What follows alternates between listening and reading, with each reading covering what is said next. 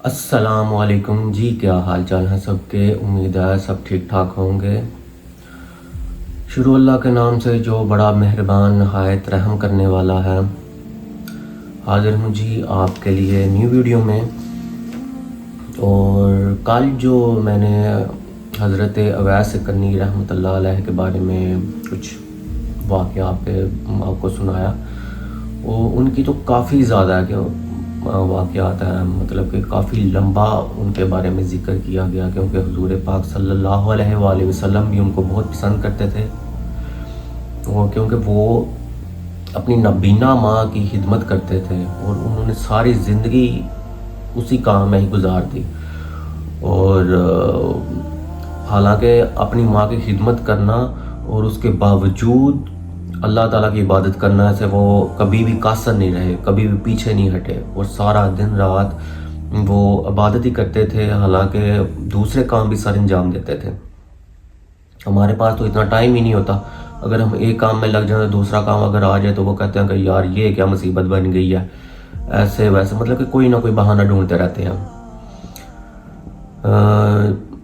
Any way میں ان کا ایک چھوٹا سا مختصر سا ایک اور واقعہ ہے جو میں آپ کے خدمت میں پیش کرنا چاہتا ہوں۔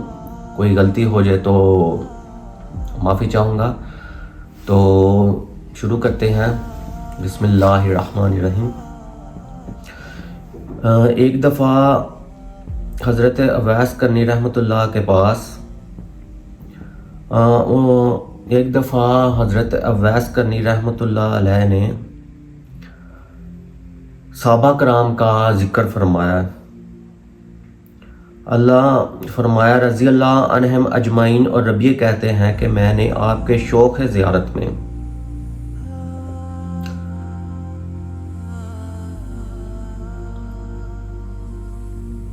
شروع کرتے ہیں۔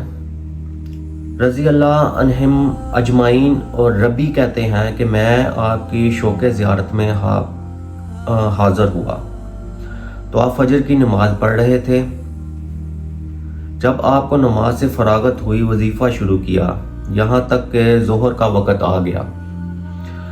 آپ نے ظہر ادا کی، پھر وظیفہ شروع کیا، اسی طرح تمام دن رات آپ نے یاد الہی میں بسر کی۔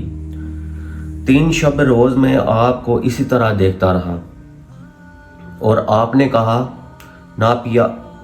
نہ پیا۔ چوتھی شب کو کچھ دیر آپ نے استراحت فرمائی اور اپنی جگہ سے اٹھے اور مناجات شروع کی، اور فرمایا اللہ میں تجھ سے پناہ مانگتا ہوں چشم پر خواب اور پرشکمی سے، میں یہ سمجھ کر میرے حق میں یہی کافی ہے، وہاں سے واپس چلا آیا۔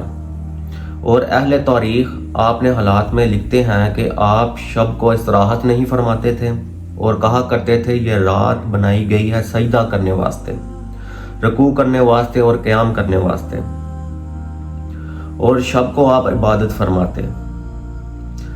لوگوں نے آپ سے پوچھا کہ نماز پڑھنے کا کیا طریقہ ہے، تو آپ نے فرمایا میں چاہتا ہوں کہ نماز میں ایسے خشوع سے سجدہ کروں کہ صبح ہو جائے، اس لیے کہ مجھے مثل ملائکہ کی عبادت کرنے کا شوق ہے۔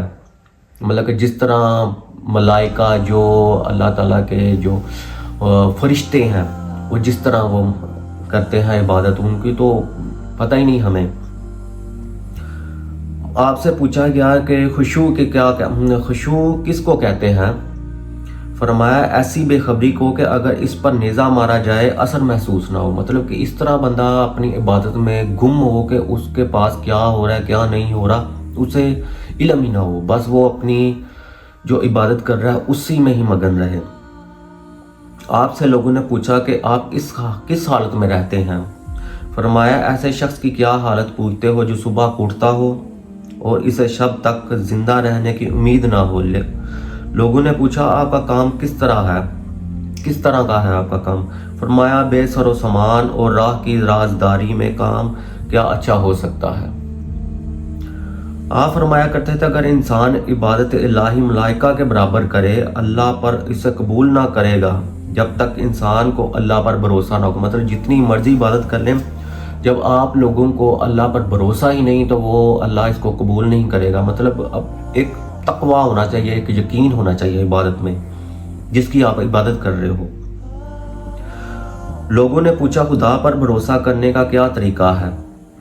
فرمایا جو چیز اللہ نے تیرے لیے مقرر کی ہے، یعنی خواہش، اس سے فارغ ہو اور بے خوف ہوتا تاکہ عبادت میں کوئی مخل نہ ہو۔ مطلب کہ جو خواہش ہے اس کو ترک کر دے، مطلب چھوڑ دے اللہ پر ہی، کیونکہ جس کو اللہ مل جائے اس کو خواہش کرنے کی ضرورت ہی نہیں، اللہ خود اپنے دوست کو سب کچھ عطا فرماتا ہے۔ جیسے ہم اب دنیاوی زندگی میں جو اچھے دوست ہوتے ہیں، بیسٹ فرینڈ جو ہوتے ہیں، وہ جانتے ہیں کہ ایک دوسرے کی نیڈ کیا ہے، اس کی کیا ضرورت ہے، وہ بنا اس سے پوچھے، بنا اس سے سنے وہ دوسرا دوست جو اس کو دے دیتا ہے، جو اچھے مخلص دوست ہوتے ہیں۔ اور آپ نے فرمایا کہ جو شخص اچھے کھانے اور اچھے پہنے دولت مند کی صحبت میں بیٹھنے کو دوست رکھتا ہو، دوزخ اس سے اس قدر قریب ہوتی ہے کہ رگ گردن بھی قریب نہیں ہوتی۔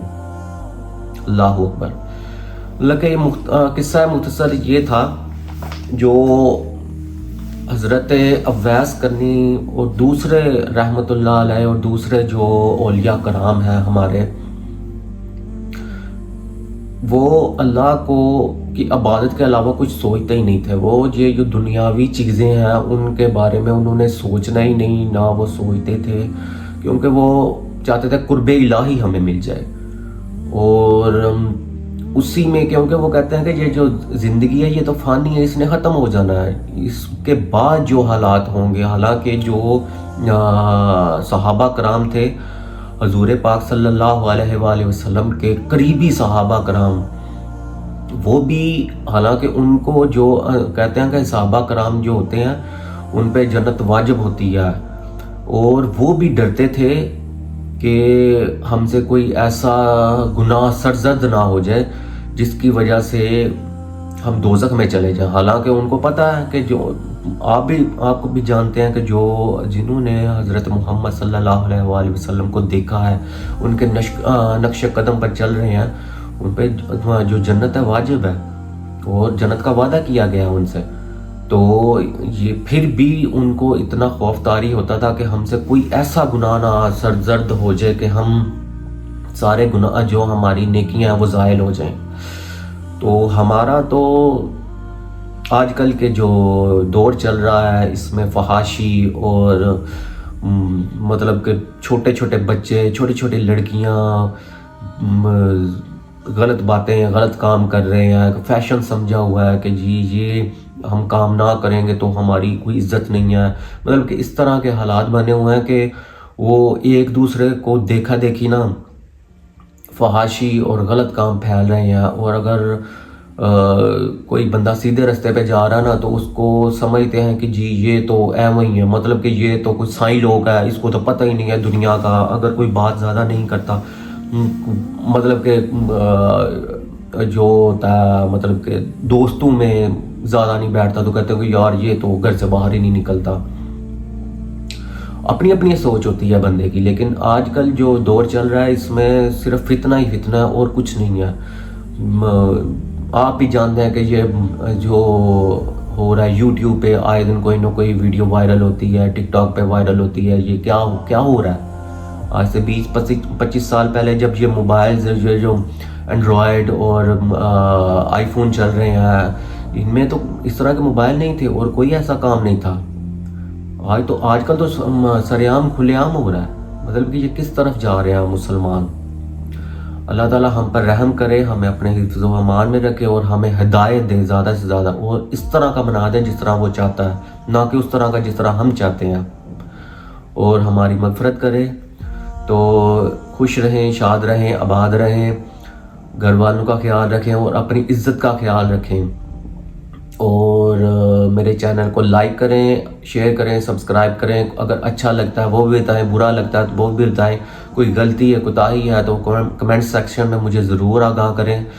تو میرے لیے دعا بھی کریں کہ مجھے اللہ ہدایت دے، سب کو ہدایت دے۔ تو انشاءاللہ ملتے ہیں آپ کو نیو ویڈیو میں۔ اللہ حافظ۔